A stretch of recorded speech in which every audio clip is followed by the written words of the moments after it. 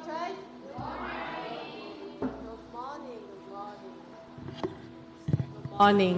Yan. Thank you, Lord. And once again, praise God sa buhay nyo, sa bawat isa. And alam ko ngayon, medyo madilim dito. Okay lang kapag hindi kayo nakita yung kagandahan ko. Basta narinig nyo yung salita ng Diyos. Amen? Madilim dahil nasira na yung sa atin ng malaking projector. So, ngayon ginamit natin ng maliit ng projector na lang. Okay lang, Bi? Malabo na. So, okay lang kapag na-off light tayo. May tenga naman tayo eh. Nakikini lang tayo. So, pa-pray natin na by God's grace and sa biyaya niya, He will provide for us the new TV na. TV na hingi natin. Hindi na yung projector. Amen? Amen. So, since last week, sabi ni Pastor din, medyo busy din kami dahil andito yung family ko. So, I'm so blessed na to have family time with them kasi it has been 12 years na yung since the last time napunta sila dito sa Pinas. So, it's a great moment to be with them. But still, habang na-enjoy kami yung moment na nasa Cebu kami, I always be amazed that how the goodness of God na overflow sa buhay namin.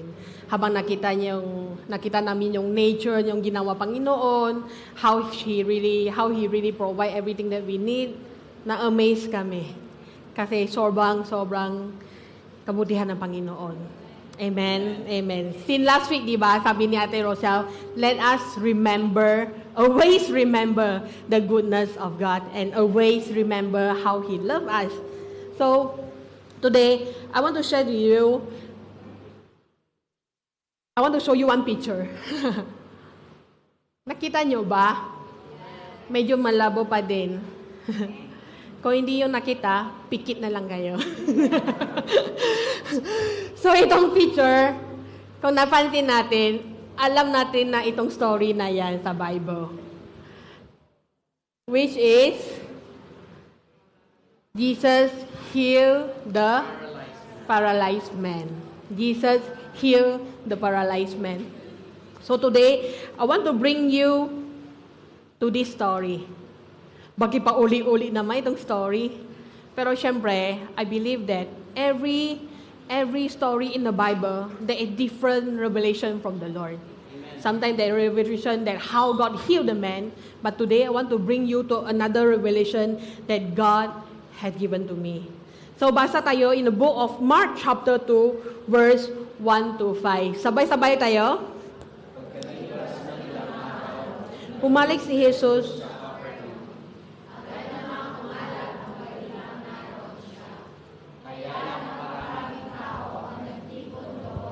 Tutuluyan niya hanggang sa wala ng lugar kahit sa labas ng pintuan. At ipinangaral niya sa kanila ang salita ng Diyos.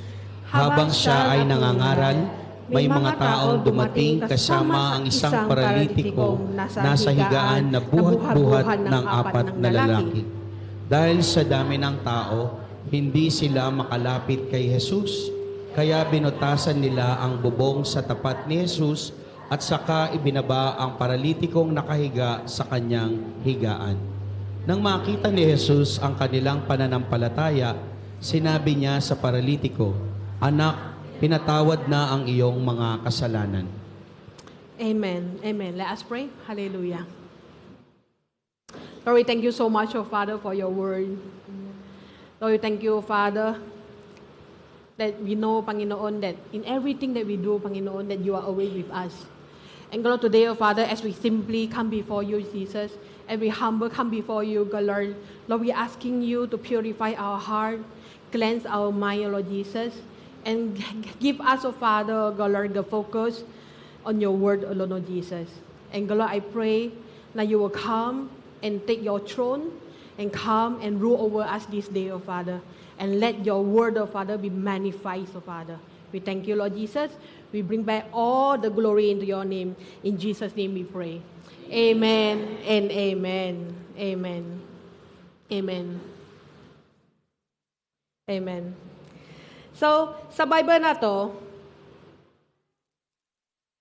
I believe lahat tayo meron Bible. Amen. Tama. Mababasa ba tayo Bible? So the Bible is telling so many story. Pero sa itong Bible na to, through the Bible, we able to know the character of God, who He is, ano yung ginagawa niya sa buhay niya, ano ginagawa niya para sa atin lahat. And through the Bible, we learn na slowly, habang nababasa tayo Bible, the more that we fell in love kay Panginoon.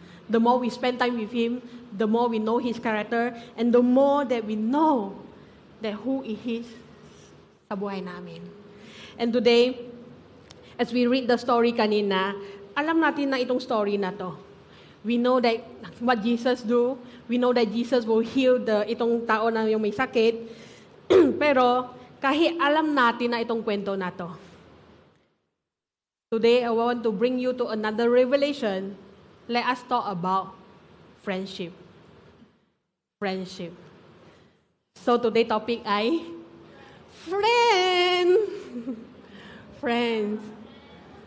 So when I say friends, when I say yung word na kaibigan, or when I say yung word na beshi, or when I say yung word na be, o besh, yung tanong, meron ba kayo at least isa o dalawang na beshi na umatak sa isip nyo? I believe na lahat tayo meron at least isang BFF. Kung wala tayong BFF, malay mo. May problema ka. Aroy, may problema ako. So I know that at least lahat tayo meron tayo ng at least one or two na pinaka close na kaibigan. And I know that God in among na lahat ng talent, lahat ng gift na ibigay ng Panginoon sa atin lahat. But the best thing that God has given to us in our community is friendship. Ngano tayo kung magaling tayo do yung musician? Ngano tayo na what are we going to do na kung magaling ako ma-preach o magaling tayo sa ministry, pero in the end of the day walang tayo kaibigan. It's so sad. Kasi that's why na nga God really value the friendship that He has given to us. That's why dumarating tayo sa itong kwentuhan. Meron siya ng 4 ng baliw ng kaibigan. Baliw. Baliw sila. Bakit? Kasi baliw sila, they don't care anything to help this friend, yung kaibigan nila, yung may sakit, to do everything to help the friend. Meron ba kayo na kaibigan ng baliw? Baka naman. O baka doon pa baliw, pero ngayon, naka-Diyos na. Amen. So ngayon, I want to bring you back to the story in the book of Mark chapter 2, verse 1 to 3. Let us dig deeper. Sabay tayo mabasa ulit?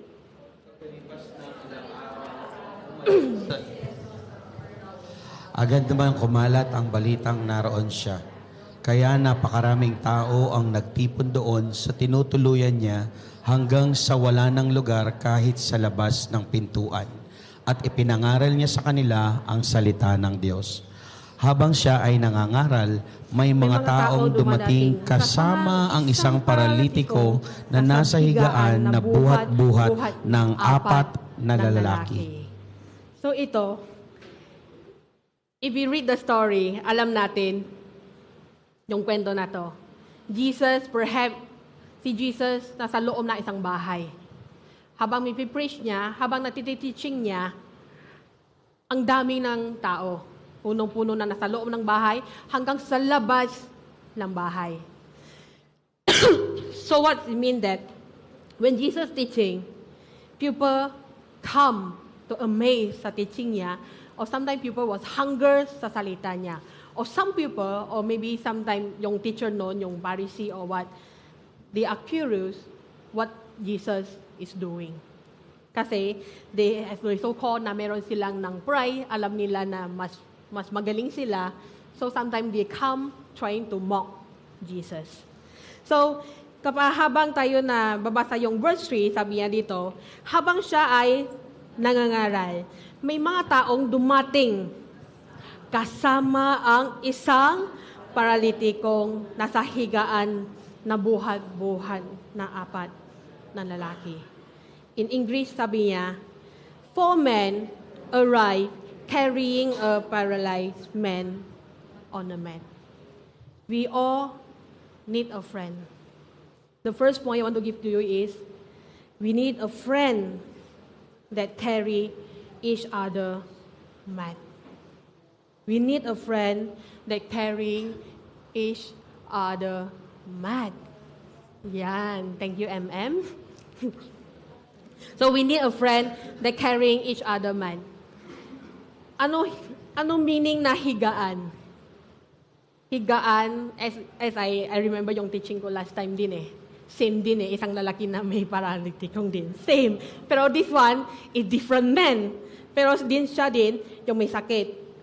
Pero itong lalaki na yon, he need a help dahil may sakit siya.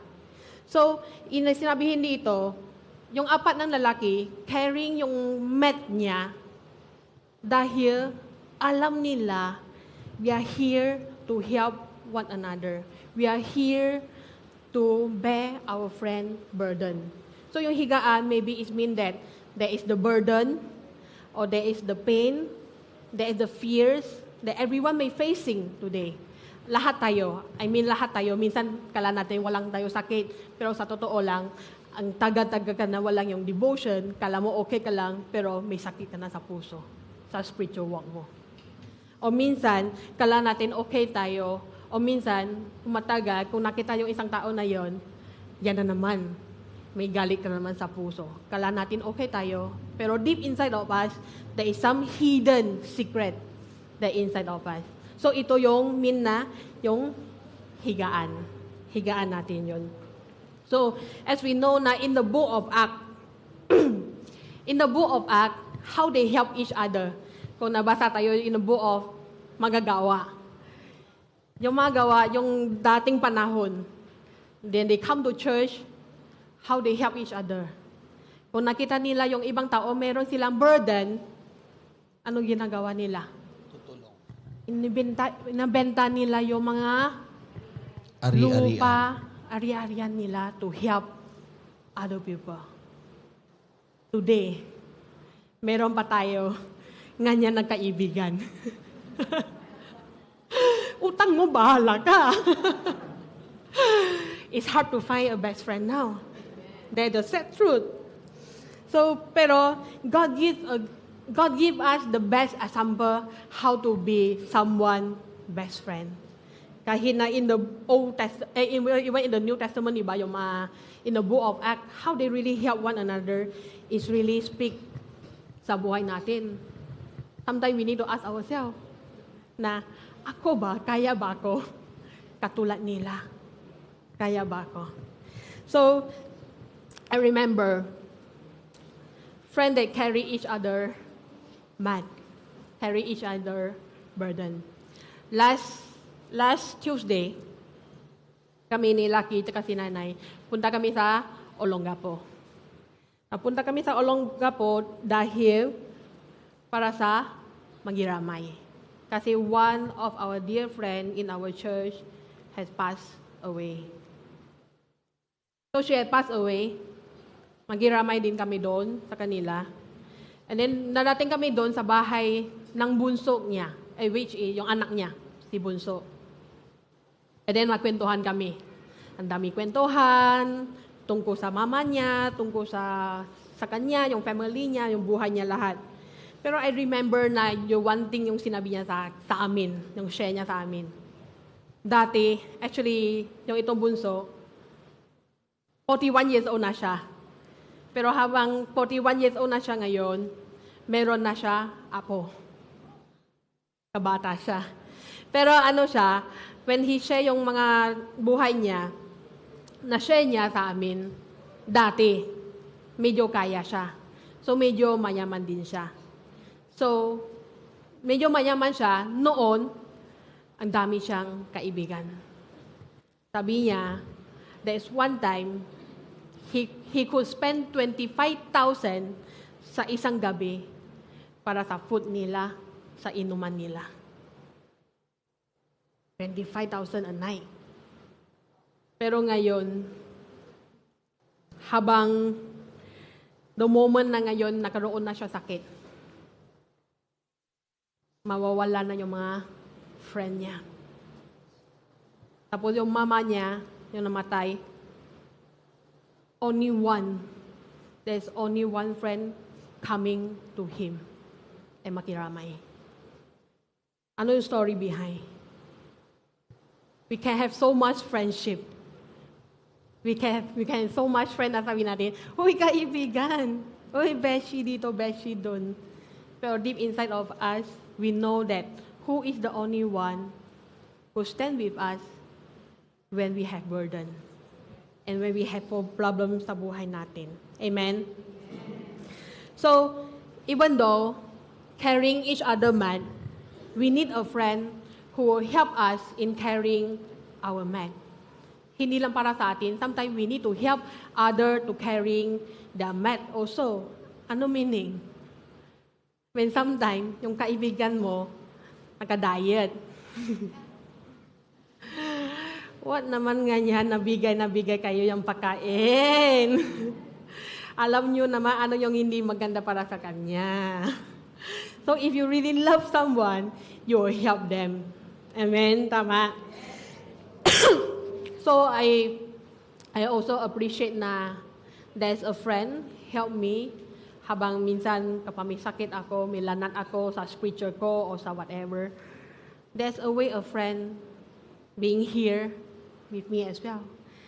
Kasi alam ko, kahit hindi ako ng katulad nyo, which is Filipino, pero I'm so appreciate you guys na how you value me and how you love me. And then, of course, if a friend carrying each other mat, I also thanks to Pastor Lucky as well na how he really he is the one who always shake my mat. Kasi minsan, di ba, yung mat natin is present as, is speak of comfort zone natin. Minsan, sobrang tayo sa comfort zone natin, o minsan sa buhay natin, routine lang. Kala natin okay lang tayo. Pero I'm so appreciate that someone here to always shake me, yung mat ko. Minsan, uy, gising ka na, ano ginagawa mo? Tama ba yung ginagawa mo? So, if there is a friend that being here with you, kahit minsan na feeling mo, hindi mo na kaya, pero if there is a friend who always know that, you always know that she or he is the one who carrying your man, let us thank that person. Amen? Amen. So, even though in the book of Ecclesiastes chapter 4, verse 10, sinabi dito, kapag nadapa ang isa sa kanila, may tatayo siya ng kanyang kasama. Kaya nakakaawa ang taong nag-iisa at nadapa dahil walang tutulong sa kanya. Amen. Amen. Man cannot live in an island alone. We need a friend. Or we need a community. Amen. So tuloy tayo sa story na yan in the book of Mark chapter 2 verse 4a. Dahil sa dami ng tao, hindi sila makalapit kay Jesus. Kaya binutasan nila ang bubong sa tapat ni Jesus. Let us imagine. They cannot bring him, yung may sakit na to, yung apat na lalaki, since they cannot bring him to Jesus kasi sobrang dami ng tao. Sobrang dami ng tao hanggang nasa labas. Perhaps, no, kung tayo na itong apat ng baliw ng lalaki. Usually, ano yung ginagawa natin? Usually, anong ginagawa yung mga tao? Hey, mamaya na lang. Antay na lang sa labas. Lumalabas naman si Jesus yun. No worry. Or maybe you will say, ay, dami naman tao. Mamaya na lang, balik na lang tayo. Uwi muna tayo sa bahay. We always have this idea na mamaya na lang. Mamaya na lang. Eh, may sakit na siya. Taga na nga eh. Kahit isang araw ng delay, okay lang yan. So, we are so much skeptical. Tama? Pero kung napansin tayo sa itong kwento na to, sabi niya sa verse 4, they dug a hole through the roof above his head. Anong ginagawa nila?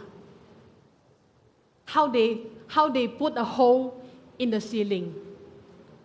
Kung nasa isip natin, madali lang yan. Tanggalin na lang yung bubong. Pero, if we really go deeper to itong story na to, paano sila umaakyat ng bubong? First, mahirap. Ikaw na nga umaakyat, minsan nangingini ka pa. How much mo, may kasama ka, may bibit ka pa. Tama. Mahirap talaga. There's a picture, I think. Yan. Ito yung one of the picture, which is, perhaps walang silang ng stair. They use the ladder. They use the ladder to go up to the roof. Kung isip natin, kapag dalawang tao, sabay akyat ng itong ladder, mahirap na din. How much mo, may kasama pa. And then another picture, which is, ito. Mas madali ito. Kasi meron na siya ng stair na built na para sa iyo. So what is meaning na when a friend, they come, they are not only helping itong tao na may sakit, going up to the roof. Yes, mahirap. Sobrang matabaho to. Pero ginawa nila dahil the love for the friend. Kung nakita natin yung itong picture, yes. What it mean then? Habang tumuturo si Jesus sa loob ng bahay, puno-puno ng tao sa labas. They cannot go in to the house. But the friend think of another room. They giving another idea. Dito, they have no room for this sick man. Pero, there is another room for him to go to Jesus. So what I mean is, sometimes sa buhay natin, there's many people, sometimes there is so much negativity sa mundo. Sometimes there is people say, ay, di mo kaya yan. Tingnan mo, katamat mo, paano ka maaral. Di mo kaya tapusin yan. Or sometimes there are people say, ay, tingnan mo yung anak mo. Walang siya trabaho. There's no room for him. There's so much example. Sometimes people always look down to us kasi alam natin, as human, there's a way, meron sila ng crab mentality. Pero, in this picture, people may say, hey, there is no room for you to come in. Kahit may sakit ka. Walang lugar para sa iyo. Pero, God used this for a friend. Kahit walang lugar para sa kanya, God used this friend to bring up yung friend nila hanggang sa roof. So what it means is, when someone there to look you down, looking down on you, but God is always here to bring someone to bring you up with you. There is a truth that, yes, there's so many times now we will have this incident, which is, yes, habang nasoserve tayo ka Panginoon, and minsan yung mga so-called na non-Christian friend, they always say something about us. Bana-bana ka pa. O minsan, that is true, lalo sa mga leader. Leader ka pa? O minsan, kahit na family natin, leader ka? Bakit ganyan ka sa bahay? Leader kami, pero tao din kami. Nagkasala din kami. That's why we need a friend. When outside people, they don't know us, they pull us down. Wala kang lugar dito, wala kang pumasok dito. Pero since we are the Christian friendship over here, let us be that for a friend. When someone is down, wag na tayo na didigin ka pa. Pero pull them up. Amen? Amen. So every one of the friend, we need a friend that help us to carrying our mat. And then yung second point is, a friend that love at all costs. A friend that love at all costs. No matter what's going to happen, no matter what, kung naisip natin, kung umaakyat sila sa roof na yon, sinisira yung roof na yon, anong sasabihin ng amo ng bahay? Alright, bayad mo yan! So these four men, yung itong apat ng baliw na kaibigan, they don't care about what it costs. And they don't care the hard work, how they going to bring yung mga friend niya habang using yung ladder umaakyat sa bubong. They don't care how it costs. But what they being here is they are trying to help the friend. Amen? And then in the book of Philippians chapter 2 verse 4, sinabi dito, "Wag lang ang sarili niyong Kapakanan ng isipin nyo, kundi ang kapakanan din ng iba." Amen. Amen. Don't look out only on your own interest, but take an interest in others too. Madalas tayo narinig itong verse eh. Pero madalas din tayo nang ginagawa ng I, me, myself. Paano naman ako? Life group, hindi naman ako mag-grow. Life group, ilang taon na, hindi pa ako core team. Bakit ganyan sila? Sometimes we always look at the flaw of other people. Pero are we really ask, ano ba kailangan sa life group?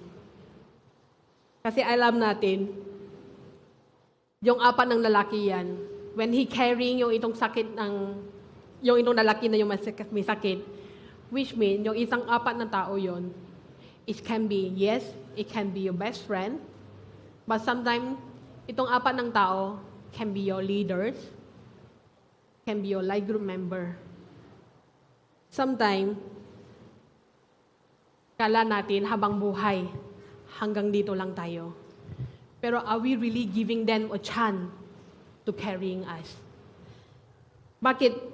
Pauli-uli na yung life group leader natin.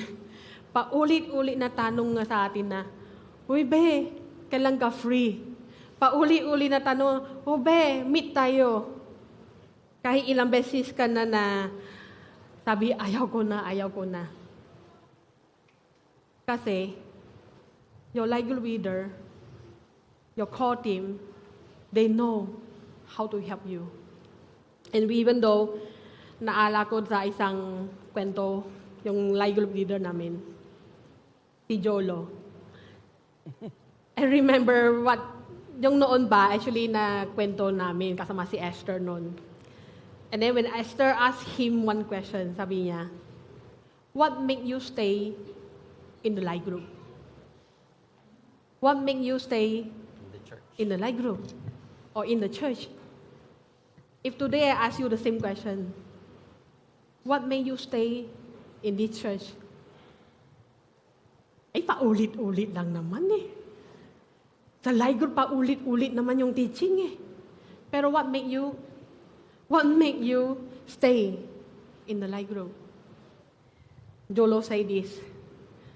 Sabi niya, yes, there is a time na dumadating na yung katamaran niya, ayaw na niya ma-life group, pero yung noon yon, nakita niya yung life group member niya, kasama yung leader niya, how they really give effort to invite him. They even bring the whole life group sa bahay niya to run the life group together with him. So noon yon, naramdam niya, yung life group yan will never give up on him. Amen. And the life group, now he see that how the life group value Him. So in the same way, tayo din, kung meron tao talaga na paulit-ulit tanong sa atin, bakit hindi ka na-attend ng life group? Bakit hindi attend ng Sunday service? Huwag kayo magalit. Kasi we are like these 4 crazy men trying to help. Amen? Amen. Naalala ko din yung isa, naalala ko din, yung noon pa, when I first joined the life group sa Singapore pa, yung life group ko, puro Filipino. Hindi ako magaling sa Tagalog, hindi ako magaling sa English, as in, wala akong alam noon. And then, I don't know how they speak to us, siguro mahirapan din sila, they even explain yung bridge diagram sa akin. In the end, I just say, oh, okay, yes. You want to receive Jesus? Ano yun? Yes. I don't know what is the meaning of that. And even though I go to the church, sabi ni Pastor Christy, yeah, Jesus is our Savior. Jesus. Natanong ba kalaki? What is Jesus? What is Jesus? Kasi walang kong idea. I don't know the culture. I don't know who God is. But in the end of the day, I see how the life group, kahit we are so much different, tahimik ako, maingay yung mga Pinoy. But still, they trying hard to reach out to me. That is the next picture I want to show. Malabo! That is in 2010, 13 years ago. Payat mo Payat ko noon. Saan ba ako? Yes, payat ako. That the time, may trabaho ako. Yung trabaho ko, yes, sa retail. Yung close yung shop namin is 10 p.m. Pero minsan, need to tidy up, linis naman yung tindahan. Yung shop na yon. So, it will stay until like 11 p.m. So, the life group, sometimes yung finish nila, yung work nila is 7 p.m. Or minsan 6 p.m. Or sometimes early, 5 p.m. But they wait for so long just to come to visit me in my workplace. After visit me in my workplace, to celebrate my birthday noon, and then what next? They are rushing to going home. Kasi last na yung train natin pa uwi. Kung hindi ka habol yung train na yon, kailangan ka na ma-taxi. Sobrang mahal yung taxi noon. So, this is the time na I feel na how my life group, they value me. Next picture. Kita niyo to? Sino yung Payat nakaputi? Wait, pogi. Parang kamukha ko yata yan. Yan. Together with Lucky, of course, he is the one who invited me to the church. And the next picture, together with Ate Ena. May pangapa tayo dyan. May kasama si Ate Ena, si Ate Lisa, at yung mga kaibigan ko. And then yung next picture, this is how we celebrate our MLG. Lumalaki na yung life group namin. Ito, si Pastor Christy, kita nyo, naka-green. Saka si Esther, naka-black. So yes, hanggang ngayon, they are still serving God with us. Praise Amen. the Lord, no? And then the next picture, yan. So ito yung life group namin doon. I remember when I first joined the life group, ilan lang kami? 7 or less? Around 7 lang yung mga tao sa isang life group. Pero because of the hard work and the teamwork in the life group, dumadami yung tao sa life group. Praise the Lord. Amen? Amen. So in the same way din, alam ko, there's come to the time also, yes, I love my life group. Kasi I know that sometimes, yes, nabaliw din sila. We don't care, we talk everything. But there is the time na we also hurt one another. What does it mean, hurt one another? In the book of Proverbs chapter 27, verse 5 to 6, sinabi dito, Mas mabuti ang pagsaway na hayagan kaysa sa pag-ibig na hindi ipinapaalam.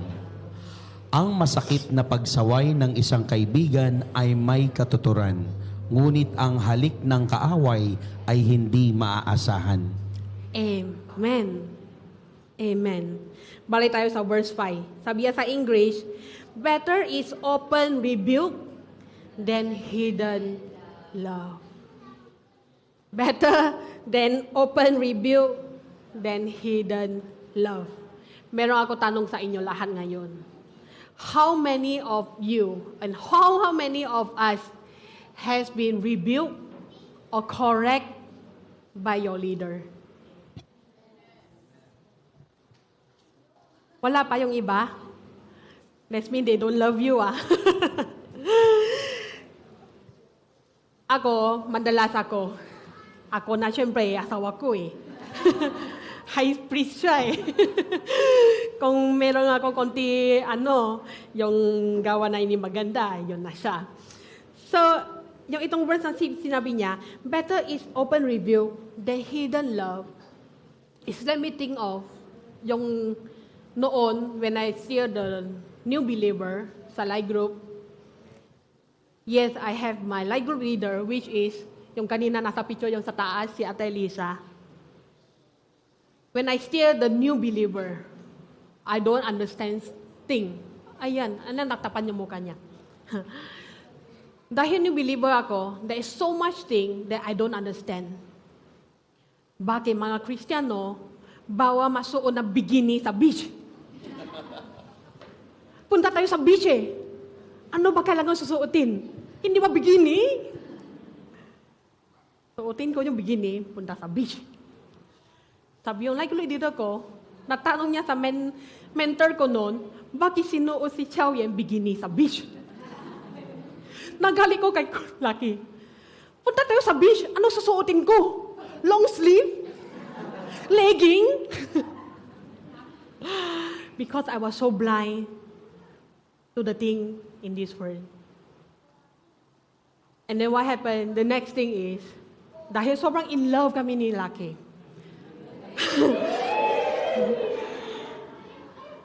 And dahil we are still the new believer, I'm still the new believer noon, we are so rushing to step into the next level of our relationship. We are so rushing into getting married. And we are so rushing to saying na we want to stay in together. Or sometimes, I even call him, yung hindi pa kami magkasala, sa phone ko, lagay ko yung contact number niya, sa pangalan niya is, asawa ko. Hindi pa kami kasal.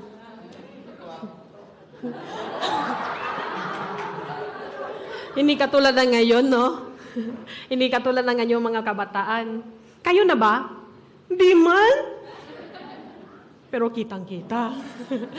Pero ako noon, I'm so in a hurry. Sabi ko, ilagay ko sa phone ko, asawa ko. And then my life leader, she was so angry to me. Again, hindi siya direct confront me. She will go to my mentor. Then my mentor will speak to me. Sabi niya, my life leader is saying na, bakit tumatawa si Chow-Yen kay Lucky ay asawa? Which mean, yung asawa yung term, dapat magkasana sila. So, hindi pa sila kasal, bakit tinawa ng asawa? Back of my mind, kasi we in love eh. Sure na sure kami nang yun eh. Bakit babawal? I was so angry. Totoo yun. I was so angry until the time na gusto ko umalis ng church dahil sa kanya. I was offended. I want to leave the church. Kung ngayon kayo, may random naman, want to leave the church. Don't do that. Kasi alam nyo yun. Why I'm still here. So, noon pa, I was so angry. I want to leave the church. And I trying to go to other church to attend one. Kasama pa yung best friend ko kanina sa picture. Kasi sabay kami, same life group, natampo kami sa leader namin, ay tara na, maalis na tayo. Try natin sa ibang church. Sabay pa. Galing. In the end of the day, ito words really speak to me. Sometimes, why our leader rebuking us? Why our leader correcting us? Hindi dahil wala sila magawa. Hindi dahil mangialam sila. That's because they care for you. Sabi dito, di ba? Friend that love at all costs. Perhaps yung anong cost na yon. Perhaps this life group, they may lose you because they rebuke you. They may think na, oh, if I say something to you or correcting you, maybe you will go and look for other church. But I don't care. Kasi this is how much I love you to telling you the truth. Hindi yung kailangan mo kikinig, hindi lang anong gusto mo nakinig, pero best friend away telling the truth. Amen? Amen. So mahirap, especially din sa leader. Alam natin, ngano tayo mahirapan na correct sa isang tao. Kasi isip natin, kung i-correct ko sa kanya, baka matampo siya. Baka umaalis naman siya sa church. O baka hindi naman siya attend ng life group. Tama yun. Because we are so scared. Pero leader, that have a faith. Kasi the more that we to correct someone, that means that kung mahal natin sa kanila, why don't we stand by the truth of God to correct them? Amen? Amen. So have a courage. And today, kung napansin nyo sa church na to, o sa life group nyo, merong isang tao, they are always here to always correct you, or to always rebuke you, kahit nasaktan ka na pa ulit-ulit, pero they still here to rebuke you. Let us thank that person. Amen.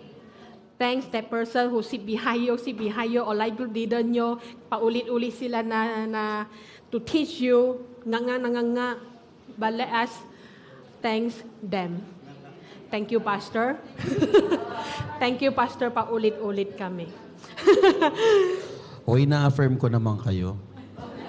Yun nga, pero thank you kasi dahil meron isang kaibigan na laging dito para sa amin. Amen. Amen. So tuloy tayo sa kwento. In the book of, Mark chapter 2, verse 4b. Tuloy tayo, ulitin nyo itong verse na to. Dahil sa dami ng tao, hindi sila makalapit kay Jesus. Kaya binutasan nila ang bubong sa tapat ni Jesus at saka ibinaba ang paralitikong nakahiga sa kanyang higaan. Amen. Amen. Yung una, they don't count any cost to dig a hole for a friend. So a friend, when the friend love you, they don't count anything. They will give you everything regardless of how it costs. And then now, kung napansin tayo, sabi niya, then they lower down the man on his mat right down in front of Jesus. Kung may butas na sa bubong, siyempre, may tali sila. Kung walang tinatali, baksak lang ba? Siyempre, may tali sila. Ibaba sila konti-konti in front of Jesus. So, habang ibaba sila, yung kaibigan niya, yung may sakit in front of Jesus, what is mean? Our friendship, a friend that we need to bring each other to Jesus. Amen. Habang ibaba natin yung friend natin, alam natin may sakit siya. So now, I want to bring him to Jesus. Kasi I believe na sometime, bakit sa church natin, laging tayo ng paulit-ulit remind each other. Si pastor na nga paulit-ulit, ma-devotion ka na ba? Na-devotion ka na ma?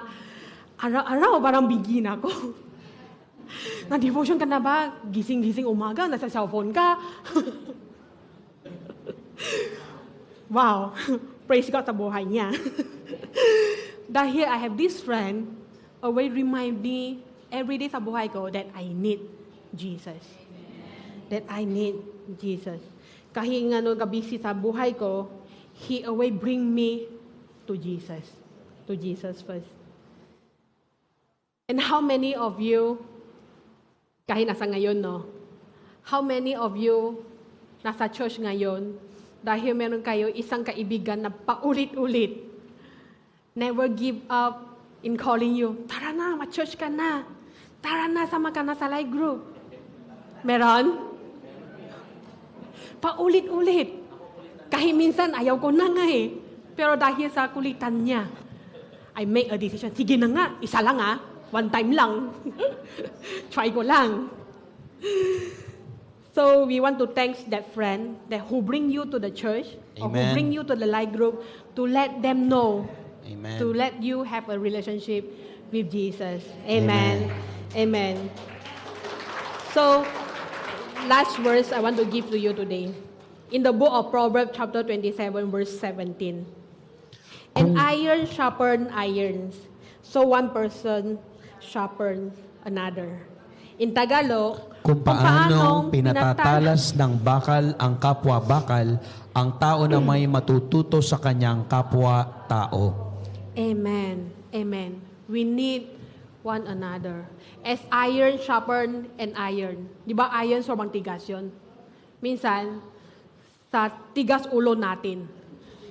Sobrang tigas sa ulo natin. Kailangan natin isang mas matigas para itulong sa atin. So that's why meron itong verse na, as iron sharpen as iron. We need a friend that who is here to sharpen us. Amen. And then alam natin who we are with today, tomorrow, every day sa buhay natin is so important. Kung laging kasama yung isang kaibigan na laging maiinom, eventually, you will be influenced by him. Kung laging kasama isang tao na addict o laging gawa na masama, eventually, you will go with him or her. Kasi I experienced that. Yung noon sa school pa ako, study pa ako, kasama ko yung mga kaibigan. Ayaw maaral, skip the school. Sama namin kay mama, punta kami sa school, pero in the end, hindi kami pasok. Nasa labas kami. Na-shopping kami. Mananakaw kami. Ha? Mananakaw ka? Yes. Pasaway kami nun.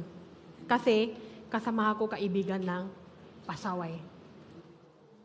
But praise God, even though, kahingano na kahirap ng buhay, but God is still our good God. Amen. And He bring us back to Him.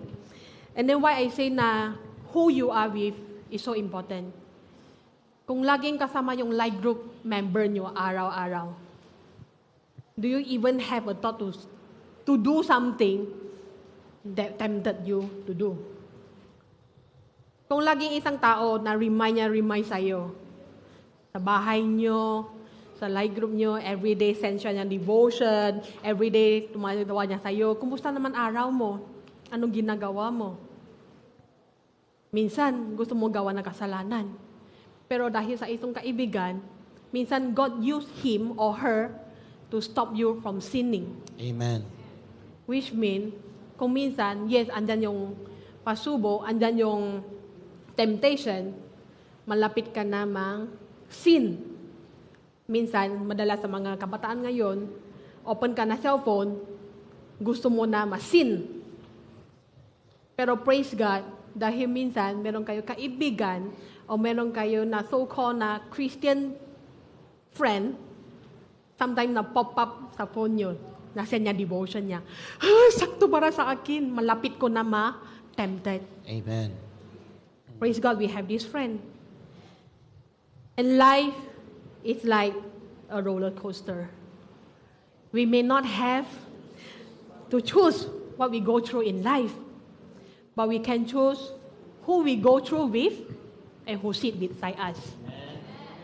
Yes, habang buhay, meron tayo problema. Habang buhay, nakarating na pasubok. Pero which is, we cannot choose yan. Kasi we will never know what's going to happen tomorrow. Pero there's one thing that you can choose, which is, sino ang kasama mo sa panahon na yun. Amen. Are you choose to be alone? Or are you choose to have someone to be here to support you? Amen. Amen. So, I believe that sa life group nyo, you are so much grateful dahil meron kayo na Powerpuff Girl o Doraemon family sa life group nyo. whatever it's called. I know you are so much grateful you have this friendship. Di ba? Yung yung mga kabataan, puro pagkain. Praise God. Habang life group sila, ang dami pagkain. And I know that lahat tayo sobrang enjoy yung mga life group nyo. And in the end of the day, this is what built our community. Amen. This is what built yung life group natin, which is the true friendship. Amen. And alam natin, kung ngayon, kung nasa isip mo, walang kang isang totoo na kaibigan. Look around. Look around, in front, beside you, or back of you. Hanapin nyo na isang kaibigan dito. Amen? And even though sometimes, pwede kayo sinabi na, first time ako sa church Siyempre, wala ako kaibigan. First time ko dito, isa na yung friend ko. Siya lang invite sa akin, pero wala akong kaibigan. This is the good news we have for you today. Kahit minsan, there's come to the time and there come to the point na buhay natin, walang tayo kaibigan. O sa isip natin, kala natin, walang tayo kaibigan. When the hardship come, ako iyak na iyak, bakit wala akong kaibigan? But we know there is one friend. There is one friend, they always waiting us to come to Him. Which is? Jesus. In the book of John chapter 15, verse 13 to 15, my favorite verse. Sabay tayo mabasa. Greater love has no one than this, to lay down one's life for one's friends. You are my friends if you do what I command. I no longer call you servant, because a servant does not know his master's business. Instead, I call you a friend. For everything that I learned from my Father, I have made known to you. To you.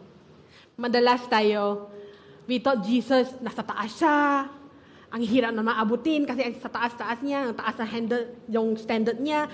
Kala natin siya yung, siya yung healer natin, siya yung savior natin, that He is God, can do everything.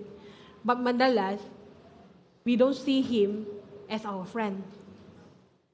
Pero Jesus, sabi niya dito ngayon, He died on the cross, not just to be our Savior. He died on the cross because He treated you as a best friend. Kasi sobrang clear sabi niya dito, greater love has no one than this, to lay down one life for one friend. Jesus died on the cross. Alam niya, when there is no one to save us, no one to give us the salvation, He chose to die for us. And remember sa story na kanina, I want to bring you back to the last verse. Wala pala sa yun. After the four men bring the friend in front of Jesus, ito yung sinabi ni Jesus sa itong paralitikong. Sabi niya, anak, pinatawad na ang iyong mga kasalanan. Amen. Sabi niya, my child, your sin are forgiven. Yes, the friend bring him to Jesus. We are so much grateful meron siya apat na baliw na kaibigan. Pero Jesus know what is mean of the friendship. Jesus is so hunger to be friend of this sick man. Sabi niya, I not just want to heal you. Kasi I may heal you, next day okay ka na, baka nawala ka na yung faith mo. Baka wala ka na sa presensya ko. Pero what Jesus say is, your sin are forgiven. What is mean that your sin are forgiven? When our sin are forgiven, we are made righteous before God. There's no moment we can be with Jesus sa eternal life. Jesus value you as a friend. And He want us to be together with Him sa langit all the days of our life. That is the best friend.